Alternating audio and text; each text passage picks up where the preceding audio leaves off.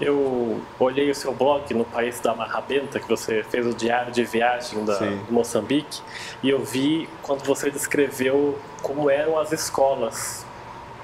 Principalmente, eu acho que é que você esteve lá nesses dias. Descreve para o pessoal que está assistindo como eram as escolas, a infraestrutura que faltava lá. Sim. Então, são escolas simples, que têm a estrutura da sala de aula, graças a doações ou do próprio governo, ou doações das Irmãs Salesianas, ou de outras entidades. Porém, algumas salas de aula não têm carteiras, as crianças têm que assistir a aula sentadas no chão. Falta material, por exemplo, como livro didático, caderno. Muitas das crianças têm apenas o uniforme que a escola cede, muitas delas não têm outra roupa a não ser o uniforme. Dentro da escola, para o professor, é o giz, o apagador e a lousa, não tem outro tipo de material, né? Um projetor, uma sala de vídeo, não tem isso, uma sala de informática, isso aí é um sonho de consumo para eles, né? Cozinha muito precária, né? Fogão a lenha. Eu presenciei alguns dias chegar a faltar alimento, então ter que correr e pedir doação ali para o dia seguinte poder ter a merenda. Então é uma situação assim que eles vivem muito no limite. Parece que assim, é um dia após o outro, é uma batalha após a outra. Não dá para você planejar um ano inteiro de material, um ano inteiro de merenda. Cada semana é uma aventura nova, né? Então a estrutura é simples, tem a estrutura básica, mas falta muita coisa ainda. Tem crianças que vão lá pela merenda, porque não tem comida em casa. Também você chegou a ver algum tipo de situação também? Das crianças que passam fome no lugar? Sim, na verdade assim, a maioria das crianças ali só tem a merenda mesmo, né? Só tem a alimentação da escola. O café da manhã, o almoço e seria um jantar ali que é servido à tarde, né? Em casa, o que elas têm é pouco. Então, elas aproveitam esse recurso da escola para poder se alimentar. Agora, as crianças, é uma coisa que me chama muita atenção, é que elas vão para a escola com vontade da escola. Aqui, às vezes, no Brasil, eu como professor de escola pública presencio isso muito diariamente. As nossas crianças muitas vezes não têm muita vontade de ir à escola, né? E lá não. Eu presenciei que talvez assim, na falta de tudo, de material, de infraestrutura, de perspectiva de vida, elas enxerguem na escola um lugar onde elas podem sonhar. Então, muitas das crianças iam à escola porque gostavam da escola mesmo. Não era nem tanto pela merenda, ou pelo material, ou pela roupa, não. Estudar. Porque queriam estudar, porque viam no estudo uma perspectiva de crescimento. Então, por exemplo, as aulas de reforço que eu dava, ia quem queria. Não era obrigatória, nenhuma professora obrigava, nada disso. Mas a sala estava cheia todos os dias. E eles sentavam, traziam um caderninho e prestavam atenção do início ao fim. Eu não tive, por exemplo, problema com disciplina durante os dias que eu estive lá. Então, eram crianças que iam, que podiam estar fazendo qualquer outra coisa, mas estavam a fim de aprender, de poder sonhar mais além. Então é uma coisa que me chamou muita atenção isso, né? Você chegou a visitar casas de algumas pessoas lá também ou não? Eu visitei algumas casas, né, de alunos, junto com as irmãs. E aí você tem algumas casas que têm minimamente a infraestrutura, né? Você tem ali um quarto, uma cozinha, um banheiro.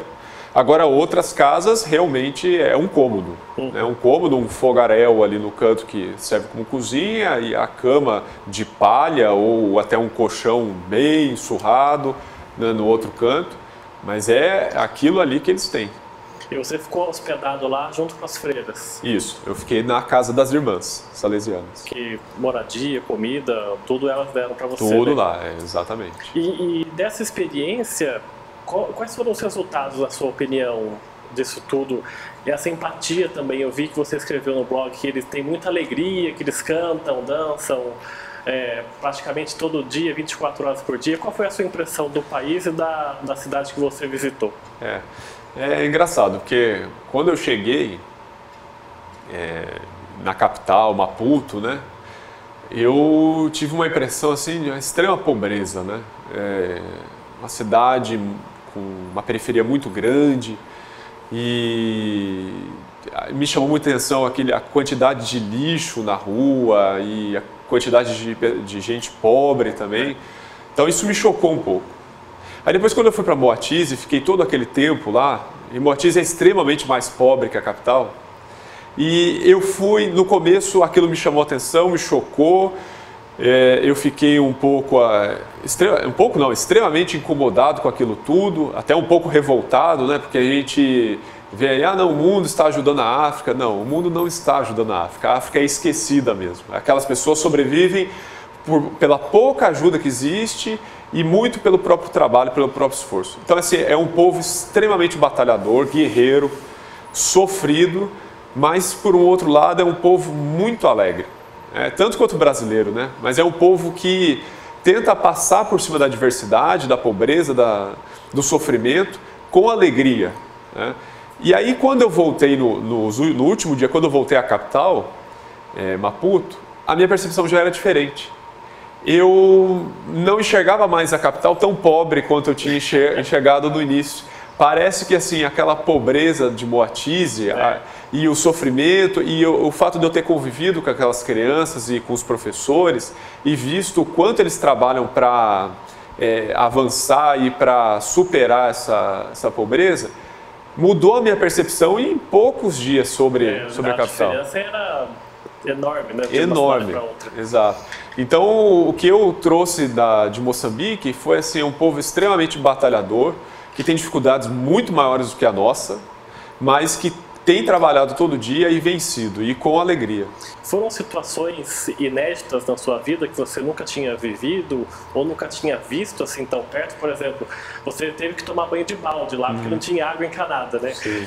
Foram situações assim inéditas para você? Sim, com certeza. O fato do banho, né? Eu sempre tive chuveiro em casa, né? Então, você ter que tomar banho de balde não é nem uma questão de luxo, é uma questão de necessidade humana, né? Dignidade humana. Você se sente até um pouco menos digno ter que tomar banho de balde do que tomar banho de chuveiro, né? O fato da falta de energia elétrica também, quase toda noite não ter energia elétrica. A pobreza extrema daquelas pessoas também, porque aqui no Brasil, principalmente no Sudeste, você tem muita gente pobre na periferia, mas a pobreza no Brasil ela é muito melhor do que a pobreza na África. A pobreza na África é a pobreza de faltar o básico, coisa que no Brasil, principalmente aqui no Sudeste, as pessoas ainda têm acesso a programas do governo que que ajudam com uma cesta básica ou com um posto de saúde. Lá falta o posto de saúde, lá não tem a cesta básica, o governo muitas vezes não ajuda e atrapalha ainda a vida das pessoas. Então é uma pobreza muito mais dolorida do que a nossa. Então para mim essa foi a maior experiência, né? Olhar para o Brasil com outro olhar. Essa pobreza de Moatize, por exemplo, que você passou, eu acho que daria para ser comparada não com uma pobreza do Sudeste, como você disse, mas com uma pobreza de locais específicos do Nordeste, do Brasil, do Norte do Brasil. Seria por aí, para a gente tentar entender melhor? Eu acredito que rincões do Brasil, né, não só no Nordeste, mas no Norte e alguns lugares até do Norte de Minas Gerais, né, que você tem bolsões de pobreza, onde o governo não consegue alcançar aquelas pessoas e aquelas pessoas também não conseguem acessar os serviços básicos. Talvez seja comparado a esses lugares, que infelizmente a gente ainda tem no Brasil. E você também você falou agora há pouco que fez comparações, né, com o Brasil com Moçambique. Você até reclamou nos seus textos que muita gente reclamava muito do Brasil, mas não sabia o que se passava fora. Como é que você pode explicar esse tipo de coisa hoje, voltando dessa experiência tão marcante que foi de Moçambique? Isso. Uma das experiências que eu tive foi justamente poder mudar esse olhar sobre o meu país, né? E eu vejo assim, o Brasil tem enormes desafios a vencer, porém já venceu outros enormes no passado. Olhando Moçambique, eu vejo que Moçambique ainda está começando a caminhar, ele está começando a se transformar num país, num povo, numa nação, coisa que o Brasil já deu passos em direção a se tornar um país digno.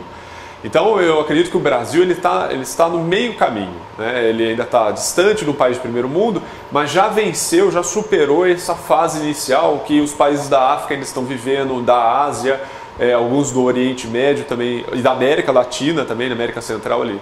Então o Brasil já superou grande parte dos seus problemas. E às vezes eu vejo muitos colegas, as pessoas em geral, reclamando, não, aqui no Brasil não tem nada de bom, o Brasil é um país extremamente atrasado. A educação é ruim. A educação é péssima, a saúde é péssima, não há nada de bom no Brasil. Não, calma, né? Há muita coisa boa no Brasil, há muita coisa que ainda tem que melhorar, mas o Brasil não é o pior país do mundo, ele está longe de ser o pior país do mundo, né?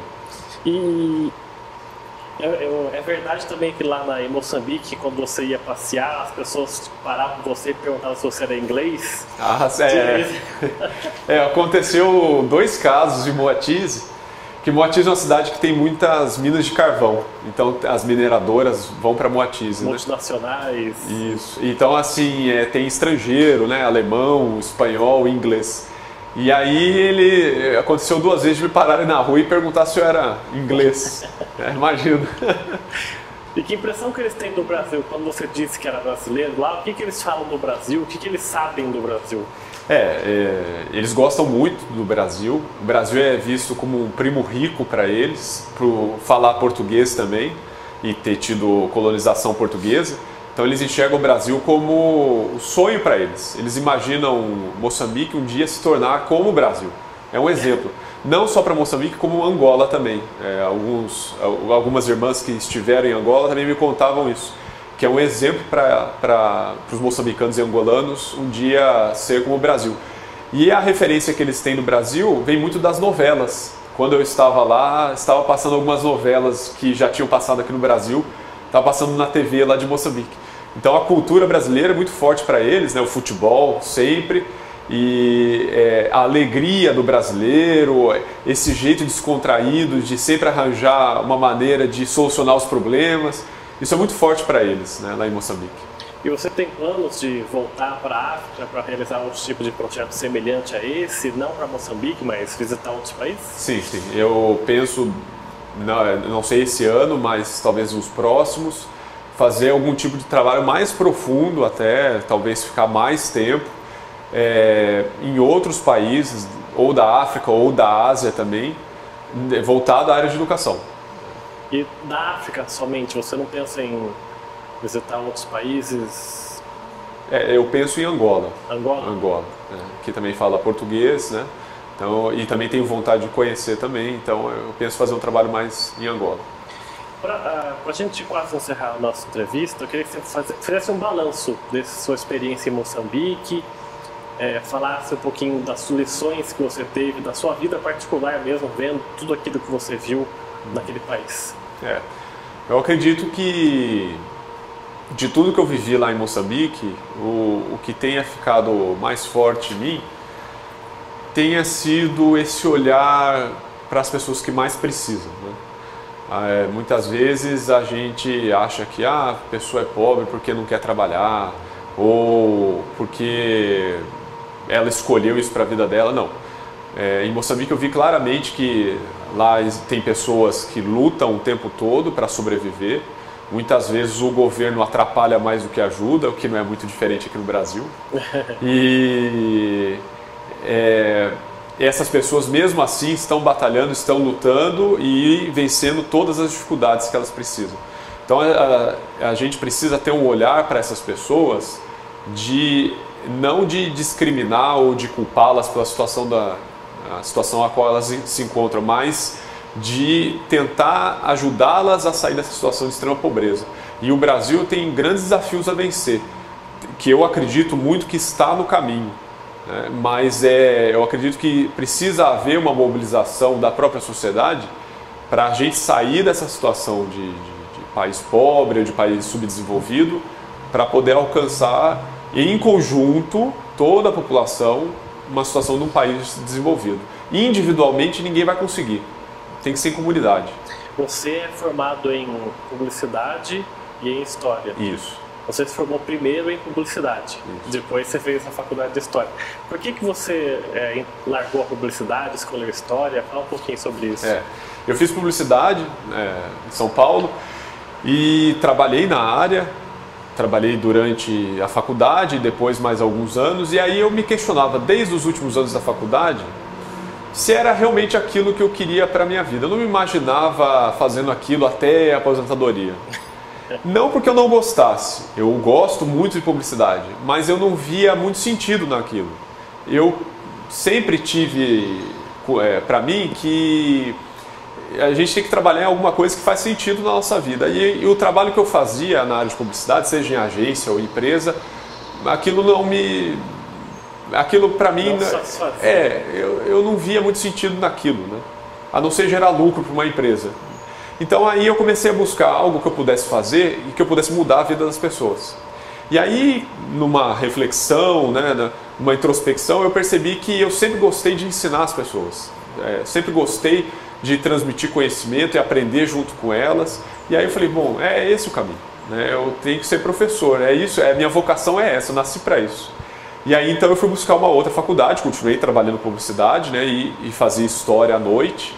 E aí quando eu estava para terminar o curso de história, então eu decidi fazer essa mudança, começar tudo do zero de novo e aí ingressar na área de educação. Na sua família você tem professores também ou não? Não, eu sou o primeiro. É o primeiro? E foi um tabu a ser vencido lá, porque meu pai trabalhou a vida inteira em indústria e eu trabalhava em indústria, então para ele foi difícil entender, né? Meu filho vai largar uma carreira promissora para ser professor, né? Então foi bem difícil vencer em casa, vencer também muitas pessoas, você vai morrer de fome, né? Isso não vai dar em nada e tal. Mas é o que eu gosto, é o que eu sinto prazer em fazer, então a coisa evolui. Nessa área de educação também você pode, claro que na publicidade também você poderia lidar com gente, mas na educação você como professor é um pouco diferente porque você está com jovens ali que querem aprender, adolescentes, você teve a chance de ir para fora também fazer um trabalho. Também é importante essa parte educacional, né? Uhum. Com certeza, a educação é o tempo todo está lidando com gente, né? E não tem nenhum dia igual ao outro. Então cada dia é uma aventura nova e cada turma é diferente da outra. Então é 100% gente. Tá certo, Glauco. Quero agradecer a sua presença. Eu que agradeço. Obrigado pela sua entrevista. Parabéns por esse trabalho aí, que renda outras viagens para você também. Obrigado, eu que agradeço. O programa Gente em Destaque fica por aqui. A gente volta numa próxima oportunidade. Até lá.